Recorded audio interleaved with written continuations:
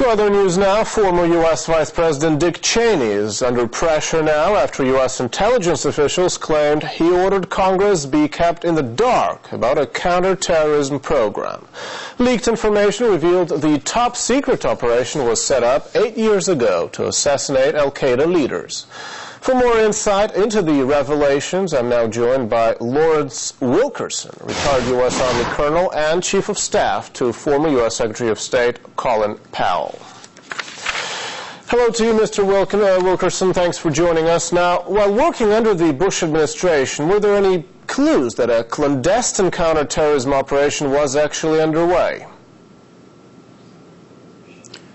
Yes, there were several operations, I think, that we suspected or knew about at the State Department, and one would expect such operations to be underway after an attack like 9/11 was. The particular one that concerned us at the State Department involved deployment of covert actors, if you will, into regions, countries, without having informed our ambassador, indeed without having informed anyone in the country, even sometimes the regional military commander responsible. And this, as you might imagine, gave us some concern at the State Department that U.S. teams were being deployed into other countries without the knowledge of anyone other than the people making the deployment. Colonel, let's now get into some details of this story. First of all, in which countries might the operation have been carried out, and were the governments of these countries likely to have been informed about it?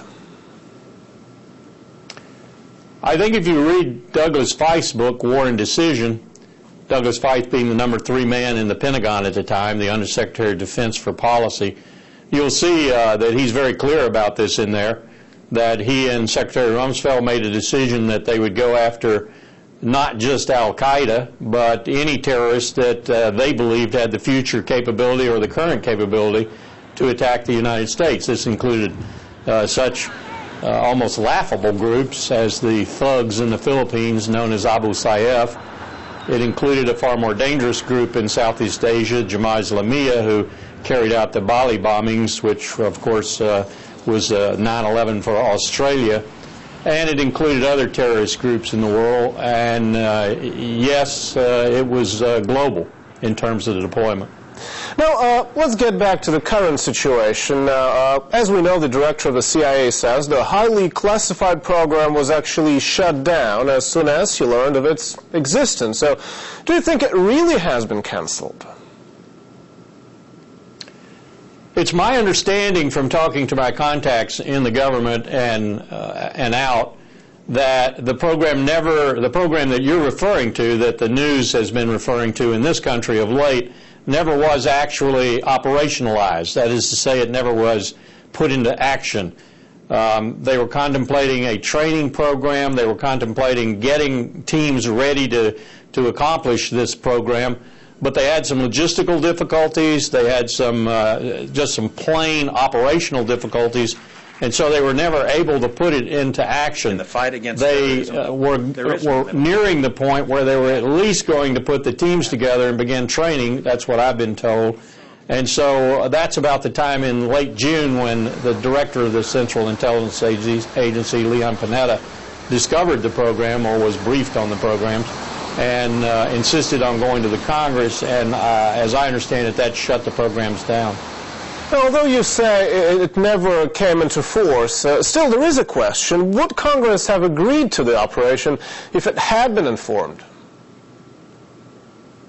Now, get me right, this is the CIA, the pure CIA program. There are other programs out there that have been in effect, and as I must assume, are still being used. The pure CIA program is the one you're asking about. I don't think the Congress, the Select Committees on Intelligence, or the Congress as a whole would approve such a program because it had, first of all, CIA trappings, which we're always suspect of in this country. And second, it had the tendency to go awry because the CIA covert operations are not overseen nearly as intently as, say, covert operations done by the military or even to the extent that covert operations might be done by some other entity. It's very difficult for the Congress to oversee the CIA. That's what I'm trying to say. So I don't think they would have approved it. I understand. Okay, well, thank you very much, Colonel, for that insight. That was Lawrence Wilkerson, retired U.S. Army Colonel and Chief of Staff to former U.S. Secretary of State Colin Powell. Thank you very much.